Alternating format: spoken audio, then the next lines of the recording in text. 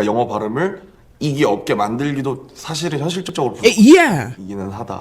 yeah. Namjoon, he's correct. 사실만 전달하는 국뽕브라더. 현재 다큐멘터리 하나가 전 세계를 흔들고 있습니다. 바로 BTS의 컴백 여정을 담은 넷플릭스 다큐멘터리 BTS 더 리턴이었습니다. 공개 동시에 전 세계 시청자들이 BTS 다큐가 나왔대. 이거 봤어? 라며 입소문을 타고 집결한 결과 넷플릭스 비영어 영화 부문 글로벌 3위에 올랐습니다. 단 3일 만에 벌어진 일이었습니다. 그리고 현재 가장 화제가 되고 있는 부분이 있습니다. 바로 BTS는 역시 한국인이었다는 사실을 각인시켜주는 장면들이었습니다. 다큐멘터리에는 이런 장면이 있었습니다. 한국 미녀 아리랑을 고개 녹이는 과정에서 너무 과한 것 아니냐? 얘네 너무 국뽕 노린 것 아니냐? 이런 시선이 있을 수 있다는 정말 솔직한 대화였습니다. 오히려 한국인인 멤버들이 이런 고민을 하는 모습은 아미들에게 신선한 충격과 한국인들의 고찰이 어느 수준인지 알게 했습니다. There was like this one specific scene that me and Marisol loved so much, but it was like when BTS finally heard Arirang in Body to Body. When J-Hope first listened to Arirang, he absolutely loved it. Like he was bopping his head. Meanwhile, when RM and Suga listened to it, they immediately were like, nah. And J-Hope was just left in confusion. He was just like, do you not hear what I hear? The J-Hope, What? Isn't it good? that's so funny. And he like went from dancing really hard to just like dancing really slow. Yeah. He was so confused why they didn't love it as much as him. RM even gave like a poetic metaphor as to why it didn't work out. He said it sounds like three things mixed in one. Kind of like eating bread, pork cutlet, and kimchi all mixed in one. But then Jimin was like, Namjoon, that sounds effing delicious.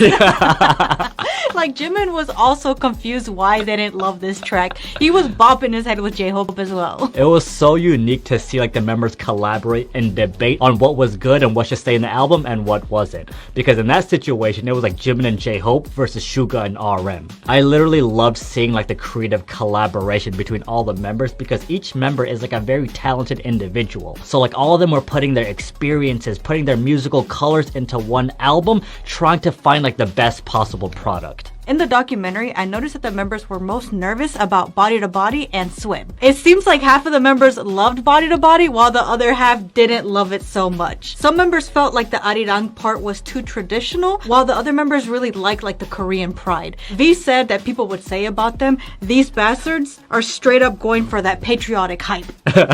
It was like such a new concept. That's why it was like so nerve-wracking for them to try it out because I feel like they didn't know how people would like perceive it. Because at the end of the day, it is a song from like the 1400s. They were all in a meeting together talking about how they were kind of fearful on taking this brand new approach, but Suga did mention something so unique. He said that Dynamite also was like that. They didn't really feel confident in that new direction that Dynamite was going in, and they were so curious how the public would perceive it, but it ended up being their biggest and most popular song from their whole discography. They just really were debating whether how long the Arirang song should be in Body to Body. I do respect how BTS was experimenting, not trying to stay stuck in the past and like expand their musical horizon. 하지만 멤버들은 한국 민요 아리랑의 옛 이야기를 듣고 정말 좋은 레퍼런스였다는 걸 다시 한번 느꼈습니다. 그리고 아리랑의 역사를 들은 아미들은 감동적인 한국 역사에 눈물을 흘리게 되었습니다.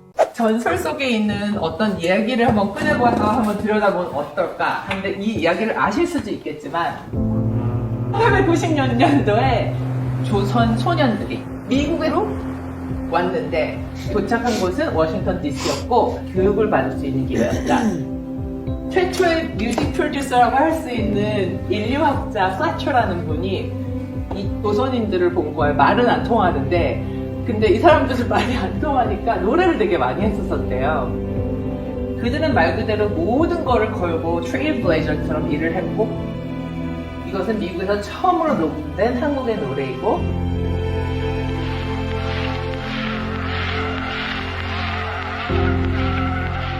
우리 민족의 깊은 의미를 가진 그런 소리였다.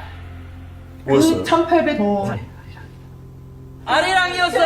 아리랑인가 했어. 그 노래는 1400년대 시작된 우리의 노래고 산을 넘고 강을 지나면서 그 노래는 계속 우리 민족을 타고 퍼졌었던 노래였었고 아리랑의 말의 뿌리는 정확하지는 않으나 오래전부터 구전되듯이 아리는 아리따움, 아름다움. 그리고 락은 사랑하는 아름다운 그런 사람들에 대한 그리움.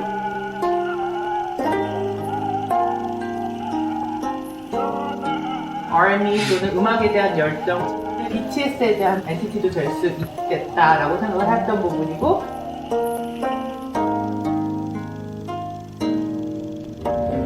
그런데요. 멋진 레퍼런스네요.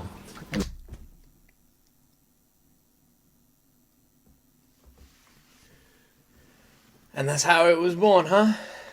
And that's how it was born. It is beautiful.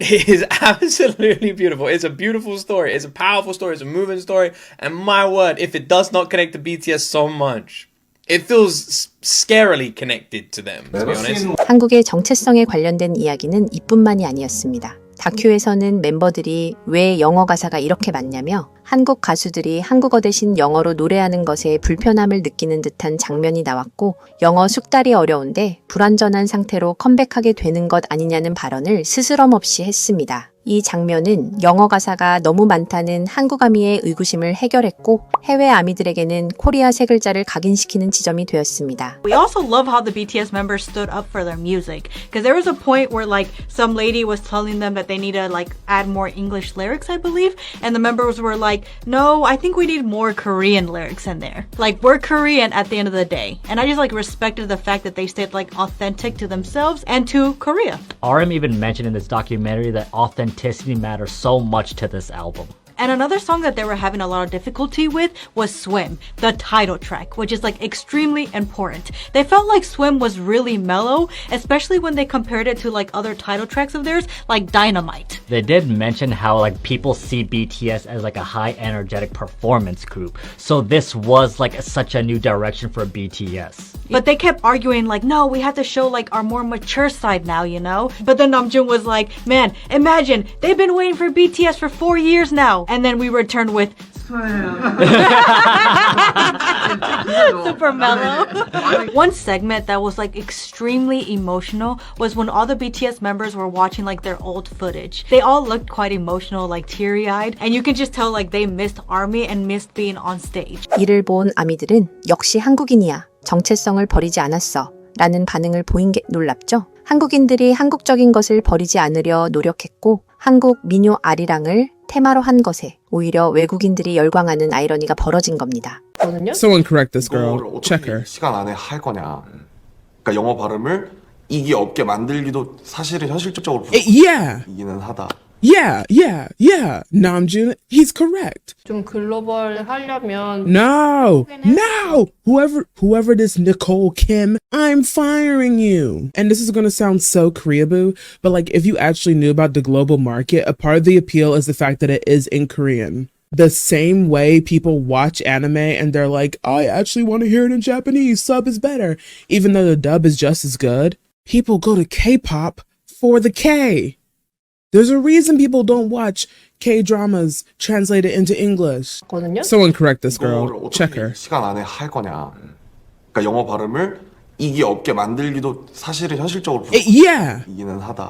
yeah. Namjoon, he's correct. 스타터는 건졌잖아. 재밌었잖아. This whole thing is like pissing me off.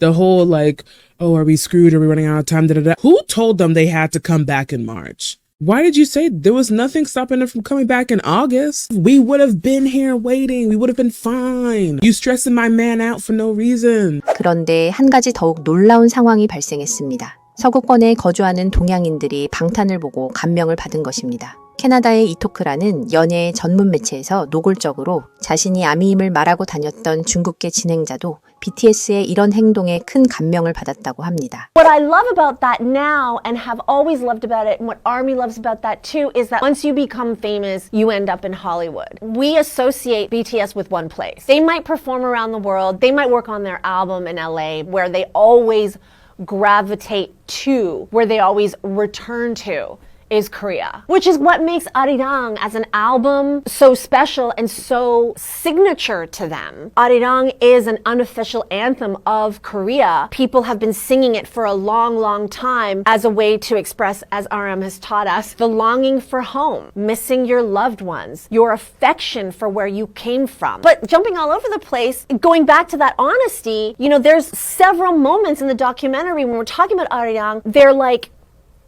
should we call it that? Are we overstepping? Is it like too Korean? How much of the Arirang recording, as in like the folk song, should we include in Body to Body? You know, as people of different cultures, me personally, I'm Chinese, I can relate to that. Living in Western spaces, moving around in Western spaces, doing work that is global. I mean, obviously not on the scale of BTS. I mean, anybody online from anywhere around the world can read what we do on my website. Also for eTalk, in terms of like our show, our social media, this YouTube, wherever you're watching, you know, for those of us like who aren't white and who come from different cultures, that's throughout my life I've asked myself. 앨범과 함께 다큐멘터리를 공개한 것은 정말 신의 한 수였다고 보여집니다. 그런데 이제 4월입니다. 4월 목표는 구독자 2만 명입니다. 하루에 15시간이 걸려도 영상을 제작해서 올리고 있습니다. 대형 채널들 따라가려면 몸을 갈아 넣어서라도 노력해야 된다고 생각합니다.